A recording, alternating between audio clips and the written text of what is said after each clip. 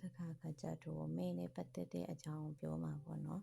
ဒီလေဘင်းနာတဝိုက်မှာမဲပါတဲ့လူကဆိုလို့ရှင်ဆွဲဆောင်မှုရှိတဲ့လူလို့သတ်မှတ်လို့ရပါတယ်သူတို့က automatic ဆွဲဆောင်မှုရှိတဲ့လူလို့လည်းသတ်မှတ်လို့ရတာပေါ့နော်ဒီလေဘင်းတဝိုက်မှာမဲပါတဲ့လူတွေက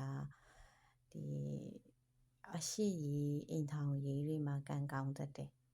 သူကလေဒီငယ်ရွယ်ပိုင်းပေါ့နော်ဒီငယ်ရွယ်ပိုင်းဆယ်ကျော်သက်အရွယ်မှာ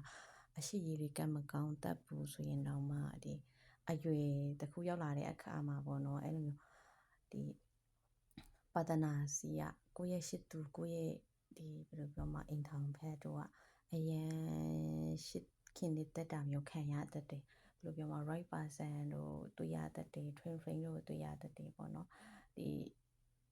ဒါခါကြောဒီမျိုးဘယ်လိုပြောမှဒါအကျေရှေ့တဘောပြောတာမျိုးမဟုတ်ပဲね general ရပြောတာပေါ့နော်ဒီလေဘင်းမှာဒီလေဘင်းတဝိုက်ပေါ့နော်ဘယ်ပဲညာပဲဖြစ်ပေါ့နော်ဒီလေဘင်းတဝိုက်မှာမဲပါတယ်လူတွေကကြတော့ဒီဆွဲဆောင်မှုရှိတဲ့မဲပေါ့နော်ဘယ်လိုပြောမှအရန်ကိုလာပပြီးတော့မှဆွဲဆောင်မှုရှိတဲ့မဲလို့ခေါ်ကြရတယ်ပေါ့နော်ဒီလေဘင်းတဝိုက်မှာရှိရခါကြတော့ဒီအမျိုးသမီးဖြစ်အမျိုးသားဖြစ်ပေါ့နော်အဲ့လိုမျိုးလူတွေဆိုလို့ရှိရင်ကိုယ့်ရဲ့ပတ္တနာကိုအရန်ရှိခင်နေတဲ့တာဒီနေ့မှလည်းနဲ့စင်ဆိုင်ရှိခင်နေတဲ့တာတွေခံရတတ်ပါတယ်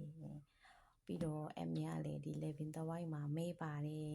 အမျိုးသားပေါ့နော်မဲပါတဲ့အဲ့လိုအကောင်လေးတွေကိုအရန်ကြိုက်တဲ့ထဲမှာပါတာပေါ့နော်အရန်ကြွေပါတယ်လို့